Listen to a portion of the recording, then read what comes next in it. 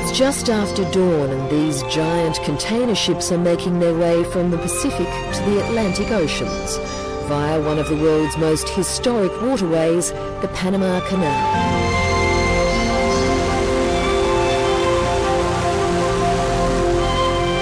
I'm heading out to board the 54,000-ton MSC Emma. She began her voyage in Asia and is bound for New York, laden with goods for the US market. The 80-kilometre shortcut through the canal will take about 9 hours. Number 1's abreast, number 2 is breaking lead, number 3 is storing lead, number 4 is abreast. Piloting the ship is Captain Gilbert Blackwood. Hard to starboard, trust the port easy. He's been working on the Panama Canal all his life. I'm the third generation of my family. We do not know anything else but canal work. I should be truthful with you. My father, my grandfather, my mother, even my aunt. One of my aunts worked for the Canal Zone schools, as a teacher. So that's the only thing we know. For 15 years, Gilbert Blackwood has been doing one of the most important and highly paid jobs on the waterway. Thank you, 1's hole, 2's hole, now tight wire. Boarding ships to pilot them through the locks at the canal entrance. How many times do you think you've been down the canal? Oh, in the last 15 years? I would say most likely on an average of 150 times per year. That experience is vital because these locks were designed in another era for much smaller ships.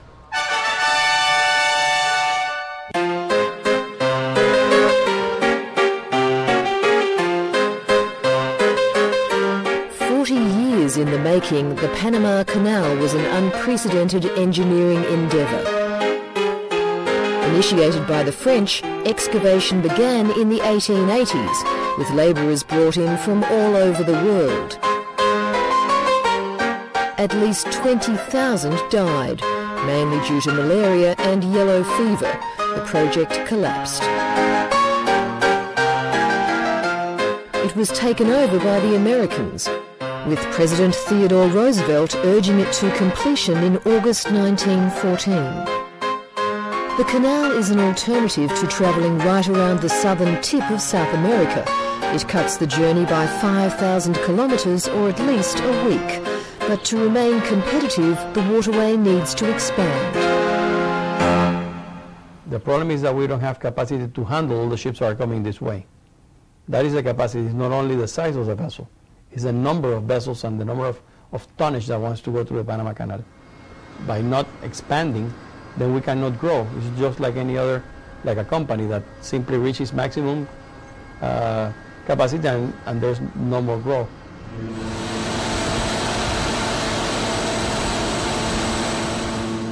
Panamax ships are the largest vessels able to fit through the locks. They measure up to 32 metres wide and 300 metres long.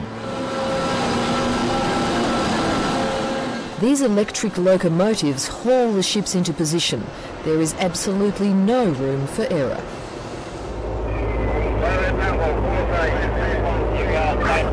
Thank you very much.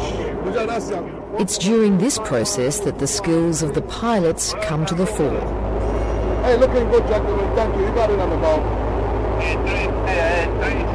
Now, it looks like it's a tight squeeze with the really big ships. Yeah, with these big ships, yes. We have approximately 2 feet on each side. And so it's your job to make sure it doesn't hit? Yeah, right. How difficult is that? It's a teamwork. It's a teamwork. Combination of everybody working together. The locomotive operators, the tugboat masters, the master, the engine, the rudder, the helmsman, the pilot.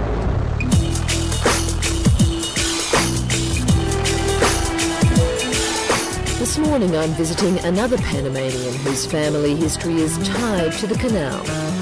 This is the old quarter of Panama City, El Casco Viejo. Bruce Quinn's ancestors travelled from Ireland to the United States, then headed south to work on the canal. And one of them who came in 1905 was a great uncle of mine. His name was Joe Corrigan. And when he came here, he noticed that it was a great life and for large Irish families. And so he wrote to his brothers and his sister, encouraging them to get the spouse to come down and live in Panama. Well, Throughout most of the last century, there was at least one member of Bruce Quinn's family working on the canal. Engineers, boilermakers, carpenters. His job was ombudsman, a liaison role on behalf of canal employees. I think they were excited and proud. I think that every one of them was proud of his or her work that he was doing. From the rooftop you can see the Pacific entrance to the canal, not far from the sprawling skyline of Panama City. That's the anchorage there. The ships are waiting to transit the canal.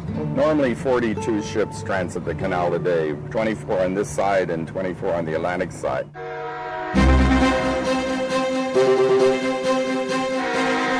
Today, Mr. Quinn is escorting me on the train trip from Panama City to the Gatun Locks at the northern Caribbean entrance to the canal.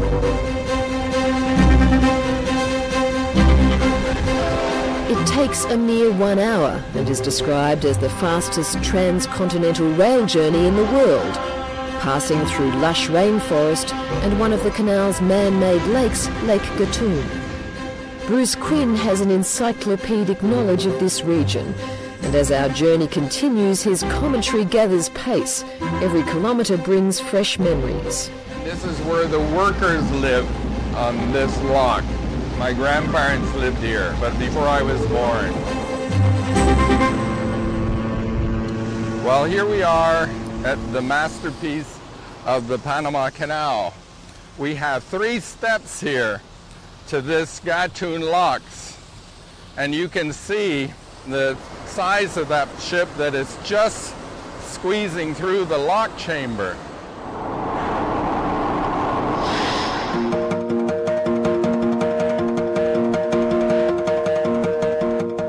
The Panama Canal is above sea level.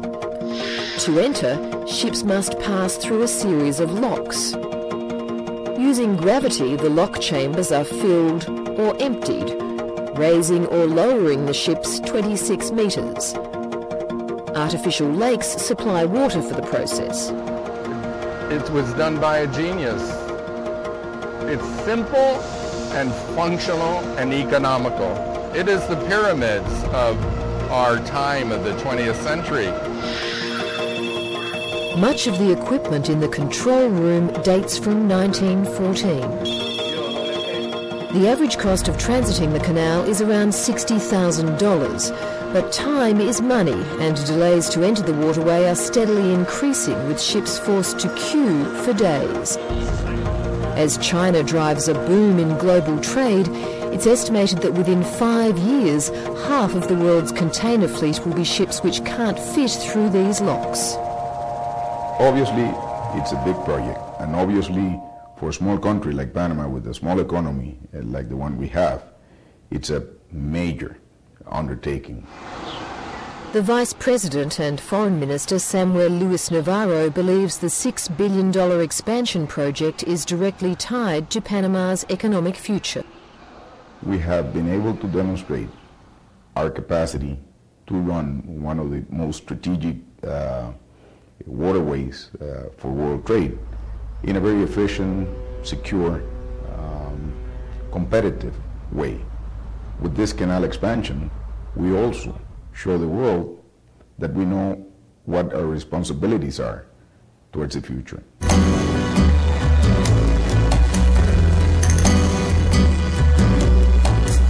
Panamanians last year voted overwhelmingly in favour of the expansion, but many wonder how it will help them.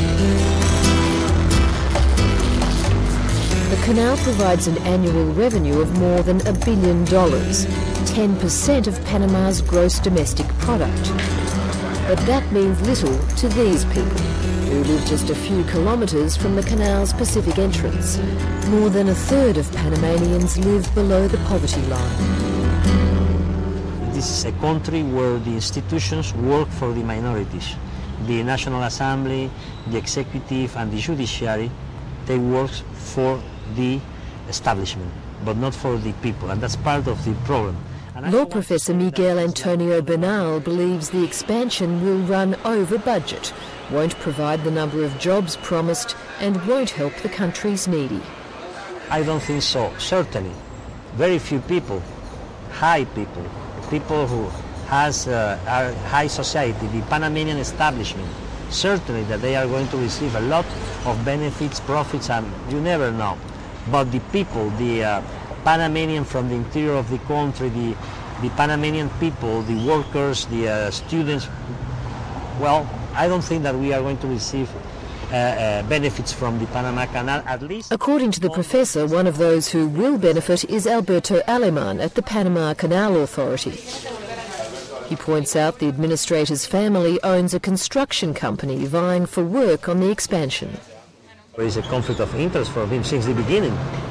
But in Panama, when you talk about conflict of interest, people don't want to understand that. People don't want to talk about conflict of interest.